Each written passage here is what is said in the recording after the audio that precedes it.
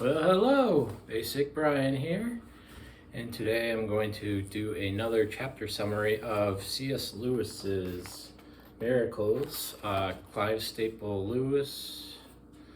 I said his name wrong last time, my bad. This is basically as far as I've ever gotten in the book, so my quality is probably going to diminish quite a bit as I go on, but here I'm going to try. On probability, and this reminds me of statistics and significant differences between different sets of data, standard deviations, and I'm going to be looking at this chapter on probability. Criteria for judging miracles. Lies, exaggerations, misunderstandings, and hearsay are considered in stories, and not committed to believe all miracles because of those things. There is a lot of things that are most probably false, but we shouldn't just throw it out of hand because of that, because of some flaws in our reasoning. And historical evidence should be considered for miracles, and a criteria of probability: how far intrinsically probable.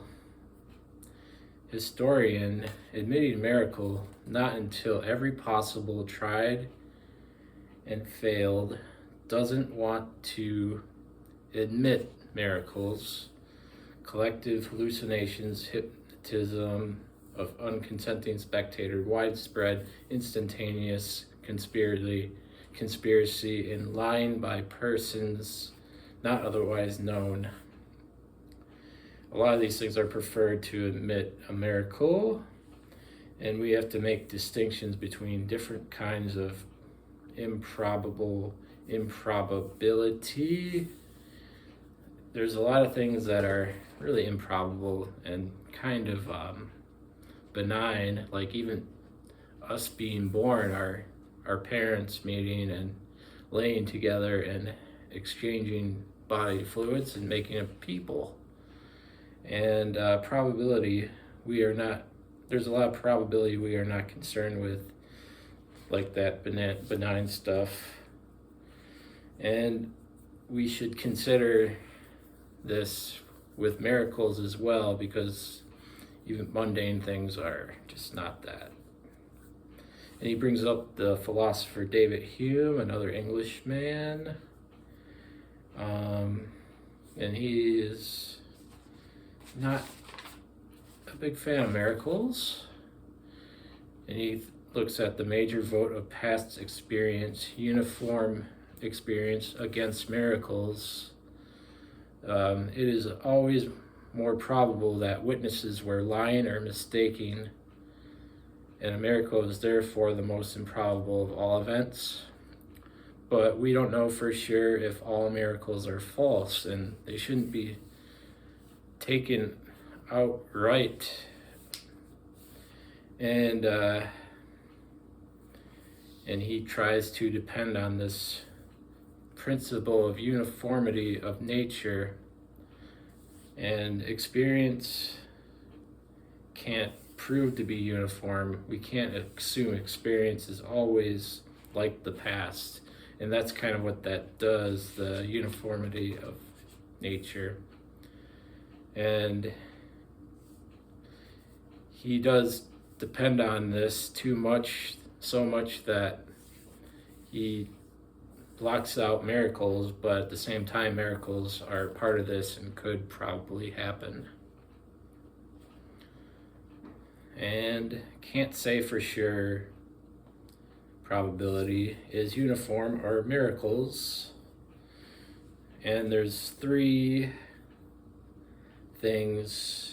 causes that we believe in uniformity of nature as men and our limitations. We are creatures of habit, and we like to plan things based off what nature was before, and we leave out that it can be different. And sometimes we have convictions which cherish but we cannot justify. We see innate sense of fitness of things. We will not accept such universe on any terms whatsoever, and listed on the side of uniformity. And so that is part of what we do, how we act, but that does not mean that there isn't a uniformity all the time, and we can't just outright say that miracles don't happen. And the disorderly world, which we cannot endure to believe in, the disorderly world he would not endure to create, talking about God.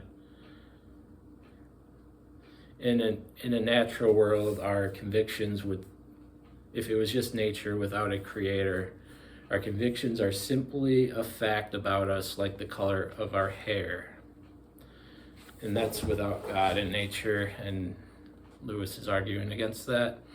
I'm still trying to grasp this chapter, so bear with me. And